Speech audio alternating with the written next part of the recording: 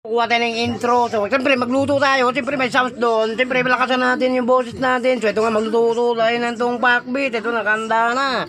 So, hintay lang natin yung ano natin, yung kawali natin. So, mag-umpisa na tayo magluto. Ito nga, backbeat yung natripan natin. So, ano pa mga idol? Tara. So, lutuin na natin to para maluto na natin. Go! At siyempre mga idol, namimiss na nitong backbeat. Ito na may ulamin natin. Haluan natin ng konting karne. Ito nga, siyempre masarap tong ano ngayon. Backbeat, ito lutuin natin. Nakahugas na ito, nakaready na. Ito nga, napakatagal yung naghugas ng kawali. So, 1 oras ko na inintay mga idol. Eto, ang tagal naman na naghugas ng kawali. Hindi na pa natin matuluto ito. Sana kaya yun. Saan kayo naghugas yun mga idol? So ito na ngayong kawali, nakarating na mga idol. Ito na, mapuyan na natin. Pero lakasan natin boses natin para hindi makuha yung sauce dyan, di ba? Ito na, ubusan natin magluto. Tara. Ito na yung sangkap natin lahat. Ito na, sindihan na natin yung ano natin, yung kalan natin para makaluto na tayo. Ito, unahin natin itong pork natin. Yan. Tsaka itong mga ricado natin. Itong gulay. Siyempre, gigisa natin yan. Tara. So ito na yung lutuin ng tindol. Nakaready na lahat itong ano natin, mga gulay, sangkap. Ayan o, iikot natin yan, baboy natin, nahihalo natin, ito rin ng gulay. At siyempre, pupunta na natin dun sa kawali, so magigisa na tayo. Ayan mga maglagay tayo nito mantika mga idol.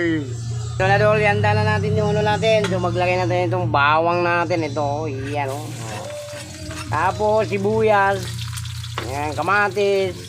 Inaabol natin kasi may sounds kasi mga idol eh. Ayan, sibuyas, kamatis. Excuse me po.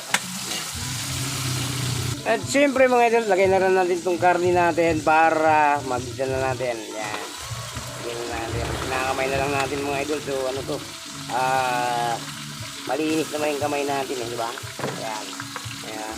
Siyempre balutuin muna natin yung pork natin para ano, saka ilagay itong gulay. No? Kasi medyo matigas-tigas itong pork natin eh, di ba? Ganyan lang yung mga idol. Siyempre, hindi natin kalimutan, maglagay tayo ng paminta.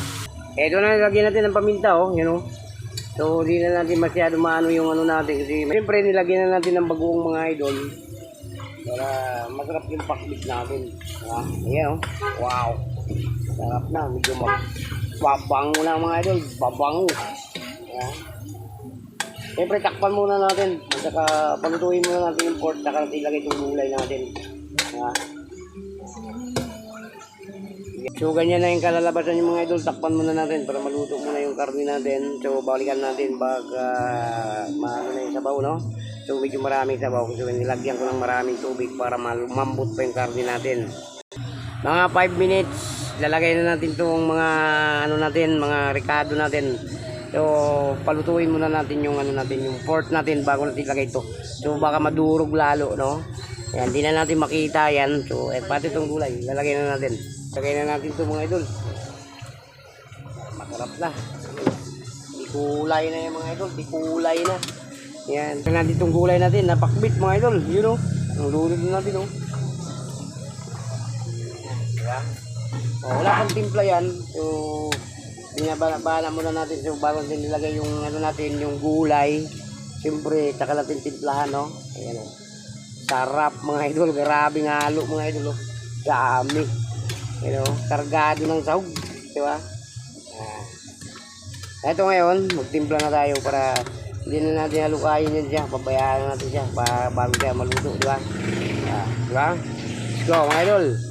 At siyempre mga idol, di mawawala itong dinumuto natin, pampasarap natin ito.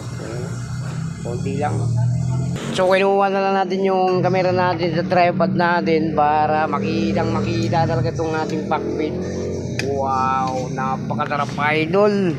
Kailangan natin lapit natin bunganga natin. So napakalakas ng sounds nila dyan, budding. Ayan. Kaya natin hindi natin lakuhayin kasi madurog itong kalabasa mga idol. Palutuin lang muna natin to para ayos na yung timpla niyan mga idol. Tikman lang natin kung okay na ba yung timpla nito. Wow, sarap. Yan o. Yun ang pakbit natin ang ilalapit pa. Eto na idol, malapit na maluto yung ating pakbit. Yan o, takpan mo natin para maluto na ito mga idol. Hindi na natin halukayin. So baka madurog pa itong kalabasa natin. Ayan, takpan na natin para maluto na yan. Tingnan natin dol. Luto na to. Ay, ito na. No? Sarap po. Adobo lang style. Parang adobo lang style nito. Tikman natin yung sabaw para kung okay na yung timpla. Siyempre, luto na talaga to. Ayan, ang pakbit natin. Napaka-yummy ngayon. Wow! Sarap na sarap. Ano pa mga idol? Hanggang dito lang video natin. Maraming salamat. God bless you sa inyong lahat dyan. Bye-bye. Subscribe and Gives ng Vlog.